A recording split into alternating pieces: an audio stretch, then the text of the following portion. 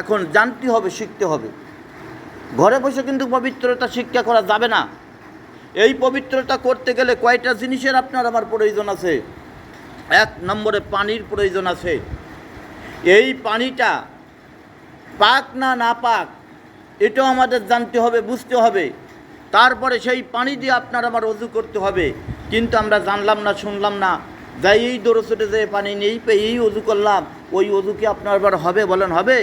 হবে না। আর ওযু যত সময় পর্যন্ত না হবে, আপনার আমার শরীর যত সময় পর্যন্ত পবিত্রতা না হবে, এত সময় পর্যন্ত আপনার আমার নামাজ আল্লাহর দরবারে কবুল হবে না। আর একটা হচ্ছে কি, কোরআন তেলাওয়াত করা। কি তেলাওয়াত করা বলেন? কোরআন তেলাওয়াত করা।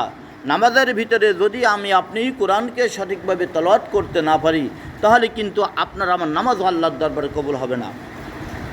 এই জন্য 3টে শর্ত দেওয়া হলো। একটা হলো পবিত্র খানা। কি খানা বলেন? পবিত্র খানা খেতে হবে, হালাল খানা। এখন এই হালাল খানার জন্য আপনার আমার তাহকিক করতে হবে যে হালাল খানা হয়েছে কিনা। আর এক দল ফেরেশতা আল্লাহর দরবারে কী করে দৌড়াইতে চলে যায়। আল্লাহ রাব্বুল আলামিনের দরবারে যখন নাকি ওই ফেরেশতাগুলো চলে যায়, আল্লাহ জিজ্ঞেস করে, ও ফেরেশতারা তোমরা এরকমভাবে হাঁপাইতে আসছো কেন? কয় যে আল্লাহ, আজকে দেখে আসলাম অমকখানে তোমার অমক বান্দা, সে তোমার আলেম, সে কোরআনের তর্জমা জানে, কোরআনের অর্থ জানে, নামাজ পড়তে পারে, হুজুর, সে মাদ্রাসার ভিতরে শিক্ষকতা করে, ইমামতি করে, তার নামাজ বড় দেখে আমার বড় মন ভরে গেছে, আমার বড় খুশি হয়ে গেছে। আল্লাহ ডাক দিয়ে কয় যে ফেরেশতা একটু রাখো, আমি ওই ব্যক্তির কাছে যে কিরামান কাতিবিন দিয়েছি তাদের সঙ্গে যোগাযোগ করে আসুক, তারপরে দেখবো। এইবার কিরামান কাতিবিনরা গেছে। কিরামান কাতিবিনের কাছ থেকে যে ফেরেশতারা গেছে, এদের কাছে জিজ্ঞেস করছো, ও ফেরেশতারা কী দেখছো? কই যে আল্লাহ, তোমার ওই বান্দার আমল নামায় দেখে আসলাম, সে একজন ইমাম হয়েছে নাম করার জন্য, সে একজন আলেম হয়েছে নাম করার জন্য। তবে ওই ইমামের ভিতরে কোনো হালাল নেই, ওই ইমামের ভিতরে কোনো হারাম নেই। ওই ইমাম কখনো হালালকে হালাল মনে করে না, হারামকে হারাম মনে করে না। ওই ইমাম সাহেবের ভাই বউ তালাক দেওয়া রয়েছে, ওই তালাক দেওয়া বউকে নিয়ে সে খাওয়া দাওয়া করতেছে, কিন্তু ইমাম সাহেব জোর দিয়ে কোনো কিছু বলতে পারে না। এরকমভাবে নেকিগুলো দেখলাম। আল্লাহ রাব্বুল আলামিন বলেন যে ফেরেশতারা তোমরা যে এসেছো, আজকে তোমাদের দোয়াগুলো আমি কবুল করতে পারলাম না, ওই ব্যক্তির জন্য জাহান্নাম আমি ঘোষণা করে দিলাম। তো নামাজ পড়তে গেলে কত তাহকিক, নামাজ পড়তে গেলে কত দূর আমাদের লক্ষ্য রাখতে হবে। হজরতে মাসুম ইবনে মুসা ও হজরত মাসুম ইবনে উমার, মাসুম ইবনে কে বলেন? উমার। এই লোকটি ছিল কাফের। এই হজরত মাসুম এবং উমার এমন কাফের ছিল, কাট্টা কাফের, আবু জাহেলের দলভুক্ত ছিল। কিন্তু ওর বাবা ছিল, উমার ছিল একজন বাদশা। সেই বাদশা থাকার পরে এই মুতাসিম, এর নাম হচ্ছে মুতাসিম। এই মুতাসিম কি করত? বিদেশের থেকে সেন্ট কিনে কিনে নিজের গায়ে এনে লাগাতো। আর উনি যে সেন্ট লাগাতো, এত বড় ধনী ছিল, ওই এলাকার আর কোনো লোক ওই সেন্ট লাগাইতে পারতো না। যখন সে যেখানটা হেঁটে যেত, অন্য লোকে বুঝতে পারতো যে এখানটা বুঝে আজকে মুতাসিম যাচ্ছে, মুতাসিম ইবনে উমার এখানটা যাচ্ছে, আজকে সেইখান দিয়ে রওনা হয়ে গেল। একদিন সেরকমভাবে মসজিদের ভিতরে বসে বসে, কাবাঘরের ভিতরে বসা রয়েছে, কিন্তু ওই কাবাঘরের ভিতরে লম্পট আবু জাহেল সেও রয়েছে। আবু জাহেল ওর কানে কানে যে কষছে যে এই মুতাসিম ইবনে উমার, বলে কি? বলে তুই একটু বাইরে আয়, তোর সাথে আমার কিছু কথা আছে। বলে কি কথা আছে? বলে বিশেষ তোর সঙ্গে কথা আছে, তুই একটু আমার কাছে আয়। তুই যে সেন্ট লাগাইছিস, তুই যে ঘিরান লাগাইছিস, এরপর যে সেন্ট আর ঘিরান কিছু দুনিয়ার বুকে থাকতে পারে না। এই জন্য তুমি তো ধনী লোকের ছেলে, তোমার সঙ্গে আমার কিছু কথা আছে, তুমি বাইরে আসো। এইবার বাইরে নিয়ে গেছে আবু জাহেল। আবু জাহেল বাইরে নিয়া মুতাসিম ইবনে উমারকে ডাক দিয়ে বলতেছেন, মুতাসিম ইবনে উমার, তুমি শোনো, ওই মসজিদের পূর্ব সাইডে একজন লোক বসা আছে, এক কোণার ভিতরে বসিয়া বসিয়া, যে একেবারে নির্বংশী, অর্থাৎ তার কোনো বংশ নাই, তার মা নাই, তার বাবা নাই, তার কেউ নাই, সেই এতিম একা একা সে ওখানে শুয়ে রয়েছে। খবরদার, খবরদার, ও মুতাসিম ইবনে উমার, তুমি ওর কাছে কখনো তুমি যাবা না। ওর কাছে কি করবা না? যাবা না। যদি তুমি ওর কাছে যাও তাহলে কিন্তু তুমিও পাগল হয়ে যাবা। এবং মুতাসিম ইবনে উমার সে তো একজন বাচ্চার ছেলে, ওর মাথার ভিতরে এখন ঘুরছে যে কী ব্যাপার, এরম একটা লোকের কাছে আমার যাইতে নিষেধ করলো, কারণটা কি? আমি তার খোঁজেই যাব। উনি কাবাঘরের ভিতরে ঢুকে গেছে। ঢুকে যাওয়ার পরে জিজ্ঞেস করতে, আরে কে রে এতিম, কোন লম্পটটা পাগল, আমি ওই পাগলকে একটু দেখতে চাই। এখন একজন ইশারা দিয়ে বলতেছে, হাযা রাসূলুন মুহাম্মাদুর রাসূলুল্লাহ সাল্লাল্লাহু আলাইহি ওয়াসাল্লাম, দেখাই দিয়েছে উনি আজকে ওদিকে রওনা হয়েছে।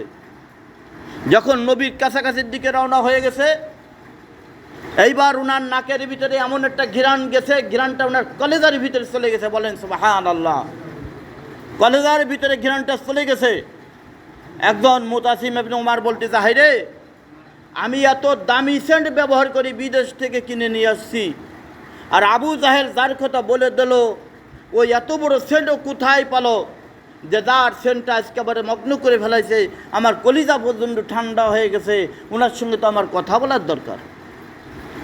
এবার গেছে, যাওয়ার পরে বলতেছেন, হে যুবক, তুমি একটু ওঠো। মুহাম্মদুর রাসূলুল্লাহ সাল্লাল্লাহু আলাইহি ওয়াসাল্লাম উঠে বসছে। বসার পরে এবং মুতাসিম ইবনে উমর কথাবার্তা বলতেছে। বলতে বলতে হঠাৎ করে মুতাসিম ইবনে উমর বলতেছেন, হে যুবক, তুমি এত বড় সেন্ট তুমি কোথায় পাইছো? তোমার এই সেন্টটা কোথায় থেকে আনছো বলো, আমি সেখান থেকে কিনে আনবো। আল্লাহর নবী ডাক দিয়ে বলেন, হে মুতাসিম ইবনে উমর, এই সেন্টটা কিন্তু কারোর হাতে নাই, এই সেন্টের মালিক হচ্ছে আমার আল্লাহ, লা ইলাহা ইল্লাল্লাহ মুহাম্মাদুর রাসূলুল্লাহ সাল্লাল্লাহু আলাইহি ওয়াসাল্লাম। ও মুতাসিম ইবনে উমর, এই সেন্টের মালিক হচ্ছে আমার আল্লাহ। এই কথা বলার পরে উনি থমকে গেছে। থমকে যাওয়ার পরে আল্লাহর নবী ওখানে যে শোয়া ছিল, শোয়া থাকা অবস্থায় ওনার গায়েটা পাতলা কাপড় ছিল, ওই কাপড়টা বেয়ে বেয়ে ঘামগুলো পড়তেছে। হঠাৎ করে একটা মহিলা তাকায় দেখে যে এত সুন্দর সেন্টের ঘ্রাণ, আর সেইটা জমিনে পড়তেছে, মসজিদের ভিতরে পড়তেছে। উনি করছে কি, একটা পাত্র পাইতে ওইখানটা কিছু ঘাম ধরে রাখছে। আল্লাহর নবী হঠাৎ দেখে ফেলাইছে, দেখে ডাক দিয়েছেন, ও মহিলা, তুমি এদিকে আসো। বলে কি? বলে তুমি কি করছো? কয় যে, ইয়া রাসূলুল্লাহ সাল্লাল্লাহু আলাইহি ওয়াসাল্লাম, সহ্য করতে পারলাম না, মৃত্যুর কথা স্মরণ করলাম। এ আল্লাহর নবী, তোমার গাছ থেকে যেই সমস্ত ঘামগুলো পড়তেছে, আপনার গাছ থেকে ঘাম পড়তেছে, এই ঘামগুলো আমি একটু সংগ্রহ করে রাখলাম। আমি আমার ওয়ারিসদেরকে বলে যাব, আমি যেদিনকে ইন্তেকাল করব, এই ঘামগুলো যেন আমার কবরের ভিতরে দিয়ে দেয়। আর যেই ঘামটা আমি নিয়ে যাইতেছি, এই ঘাম যদি আমার কবরের ভিতরে থাকে, জীবনে আমার কবরে কোনো দিন গোটা যাব হবে না। আল্লাহর নবী বললেন যে, মা তুমি এদিকে আসো। কাছাকাছি নিয়ে যে বলতেছে, ও মা, তোমার কি স্বামী জীবিত আছে? বলে আছে। ডাক দিয়ে বলতেছেন, মা, আমি রাসূলুল্লাহ সাল্লাল্লাহু আলাইহি ওয়াসাল্লামের ঘামে যে ঘ্রাণ রয়েছে, এর চাইতে কিন্তু 70 কোটি গুণ বেশি ঘ্রাণ রয়েছে তোমার স্বামীর গায়ে। কার গায়ে বলেন? স্বামীর গায়ে কিন্তু 70 গুণ ঘ্রাণ বেশি রয়েছে। এই স্বামীকে তুমি খেদমত করো। যদি তুমি স্বামীকে রাজি খুশি করে রাখতে পারো, আল্লাহ রাব্বুল আলামিন তোমার কবরের ভিতরে কোনো দিন গড়ে চাপ দেবে না, তোমার কবরে কোনো দিন গড়ে চাপ হবে না।